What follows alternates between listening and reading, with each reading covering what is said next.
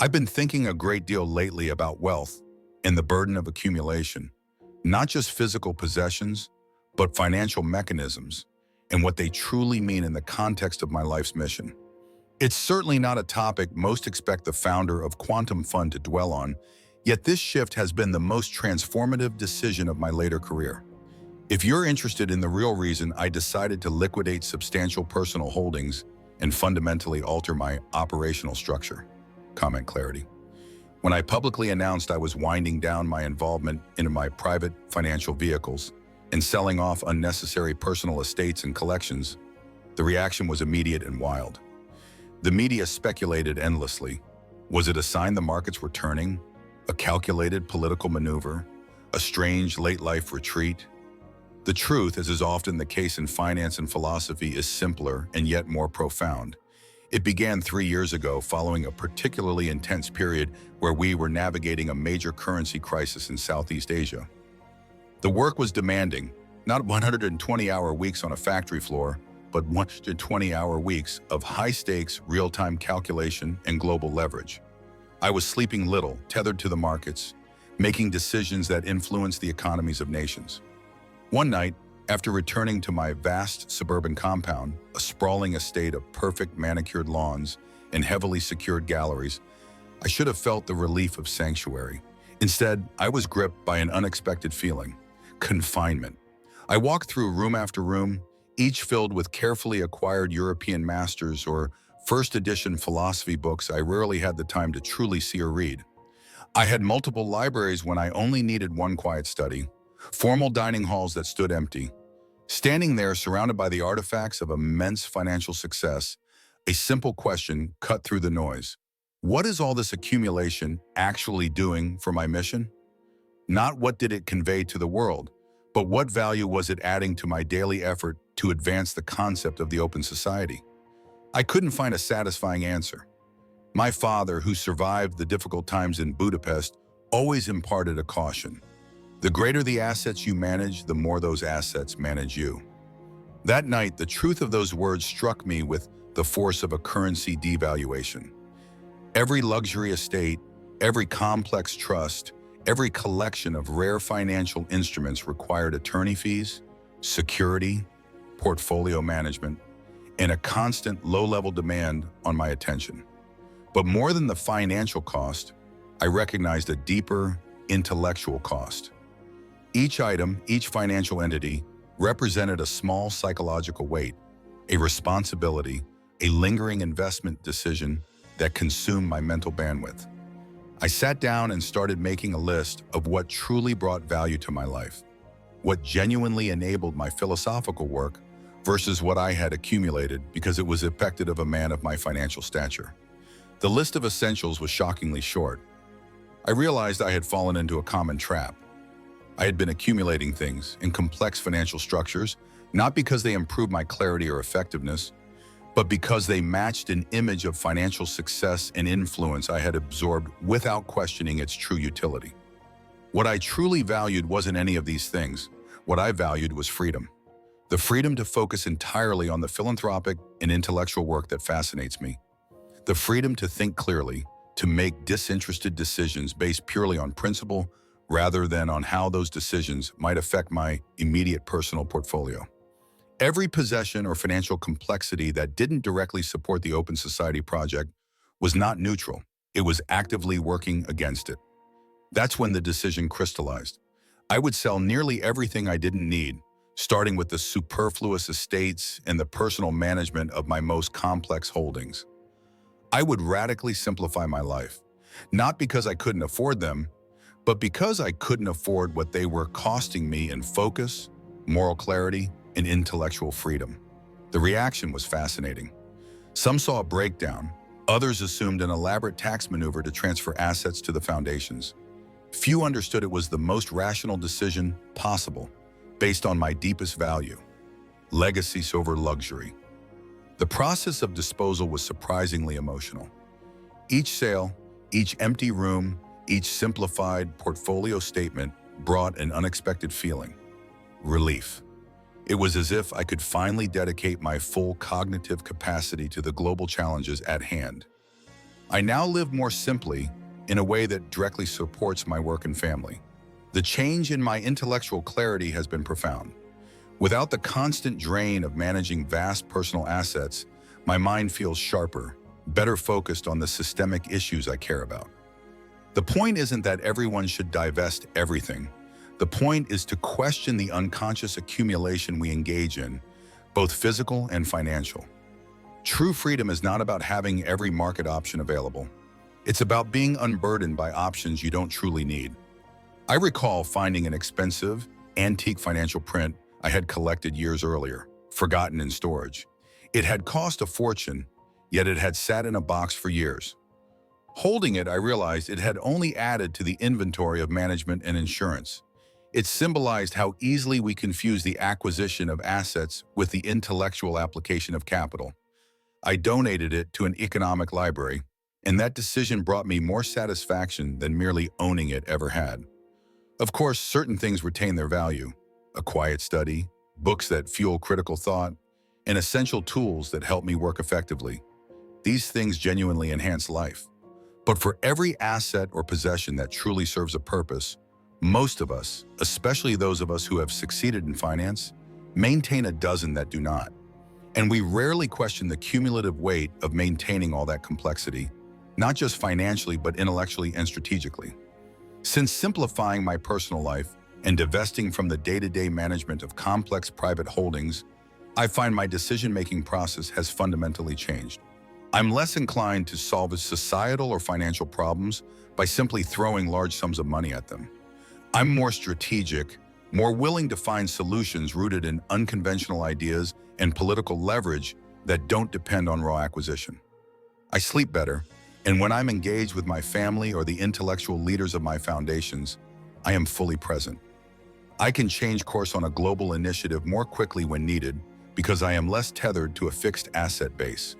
Most surprisingly, I appreciate the few things I do retain much more deeply. When you hold less, you notice and value the essentials. This journey has also altered my relationship with time, or more accurately, attention. We rarely recognize how much mental energy is spent managing, organizing, and worrying about vast personal wealth and its associated complications. When I eliminated much of the unnecessary complexity, I suddenly had hours each week, or rather gigabytes of mental capacity that I hadn't realized I was losing. It made me wonder how many leaders live in a kind of intellectual poverty, not because they lack resources, but because they have filled their minds with the maintenance of things that don't truly advance their core purpose. What is particularly fascinating is how this decision has amplified my primary work. Many assume that selling off estates and stepping back from active private management was a sign I was less committed to my philanthropic vision, or perhaps planning a final exit. The reality was the opposite. By simplifying my personal life, I created more mental and strategic space for the work that truly matters: the Open Society Foundations and the challenges of advancing democracy globally. I believe that for those in fields requiring strategic thinking and moral clarity, simplicity isn't merely a lifestyle choice, it's a professional and ethical advantage. When your life is cluttered with assets and obligations demanding attention, a part of your mind is always occupied with their management. I now recognize my previous attachment to multiple large properties and complex financial instruments as a kind of unconscious compensation, perhaps for the lack of focus or a deeper insecurity about status. Whatever the roots, the possessions were masking the underlying need for clarity. There is a particular kind of intellectual freedom that comes from eliminating distractions. Ideas flow more easily, priorities become sharper, and strategic decisions become clearer. I'm not advocating for asceticism, but for thoughtful philosophical reduction, consciously choosing what deserves your resources rather than accumulating by default. For me, this process revealed how many of my acquisition decisions, be it art or financial instruments, had been made based on assumptions about what a person in my position should own rather than what truly enhanced my intellectual or emotional life. Take art, for example. I had collected many expensive pieces, some of which I genuinely enjoyed. But many were selected because they were the kind of art a successful global investor ought to possess. When I asked the tough question about each piece, Does this actually enhance the space for critical thinking? Or is it a monument to status? I found much of it was serving a purpose other than my own genuine enjoyment. The same was true of the large properties and personal financial complexity. Did I need multiple massive properties? Was the effort and cost of managing diverse personal portfolios justified by their contribution to my core mission? The honest answer was no. This experience has fundamentally changed how I think about wealth. The traditional definition focuses on accumulation, having more money, more assets, more possessions than others. But there is another kind of wealth that stems from needing less, from being unburdened by excess, and from having the freedom to focus your resources, both financial and attentional, on what truly matters to you. I now think of wealth not in terms of what I can afford to acquire, but in terms of what I can afford to live without. This perspective has changed how I allocate resources within my philanthropic structure. We implement this principle ruthlessly, eliminating unnecessary bureaucracy, questioning default assumptions about what's needed, and focusing resources intensely on what advances the open society mission, rather than spreading them across every possible good idea. The result is a foundation that can move more quickly, adapt more readily, and focus more intensely. There is nothing inherently wrong with possessing things that genuinely serve your purpose, whether they are books that inform your worldview, tools that aid your analysis, or simple comforts. The problem, particularly for those with immense wealth, arises when we accumulate without questioning, driven by habit or the perceived obligation of status, rather than true utility or intellectual need. I still own key assets. I retain my extensive archives, the necessary tools for research, and crucial documents related to my foundations. The difference now is that every asset and every physical object has earned its place through conscious choice, not default accumulation. Possessions in complex portfolios often promise a certain kind of freedom, the freedom to pursue any luxury or display limitless success. Yet, they often do the opposite. They restrict true freedom, limiting our ability to maneuver politically, to adapt strategically, and to focus solely on our mission. I chose to divest from so much because I valued intellectual and strategic freedom more than the weight of capital, the freedom to pursue the philosophical work that demands my full attention, the freedom to be fully present with my principles and my family, the freedom to change course globally without the inertia of vast, deeply entrenched personal investments.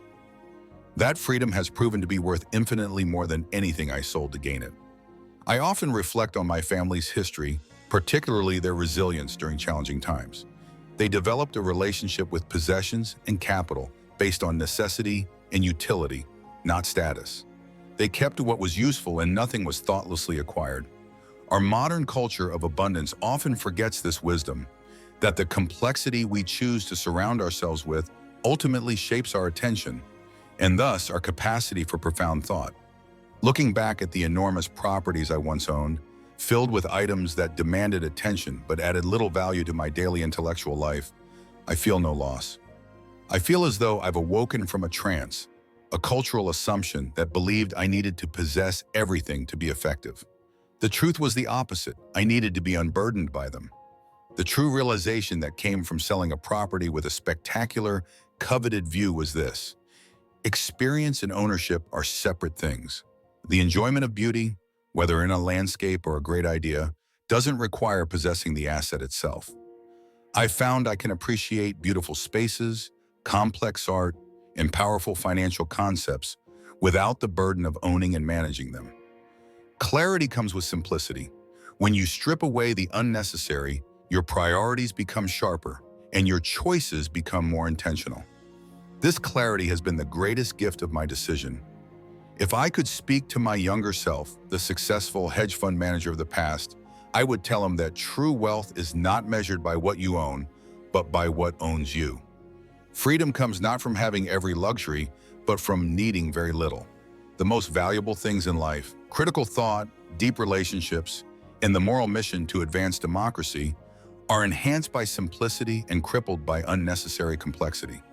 This journey of simplification forced me to question other defaults I once accepted, moving beyond possessions to strategic assumptions. If I was wrong about needing multiple mansions and complex holdings, what other unconscious assumptions might be limiting my strategic thinking or the effectiveness of the foundations? That rigorous self-questioning has led to other changes in how I structure time and how the foundations approach global projects. As the philosopher Diogenes once stated, it is not that I own little, but that you want a lot. So much of what we believe we need is a manufactured desire. When we step back and honestly assess what truly enhances our ability to act effectively on the world stage, the list is remarkably short. Meaningful work, personal integrity, mental clarity, and the freedom to pursue ideas that might protect humanity from authoritarianism. Almost everything else proved optional. The most profound outcome has been the effect on my capacity for strategic happiness. Not fleeting joy, but the deep satisfaction that comes from total alignment with one's life purpose. I divested not for happiness, but for freedom and focus. However, the increased happiness was an unexpected side effect. There is a lightness that comes from needing less, from being less tethered to physical or complex financial forms. If you find resonance with this idea, I encourage you to apply this principle to your own life or your organization's structure.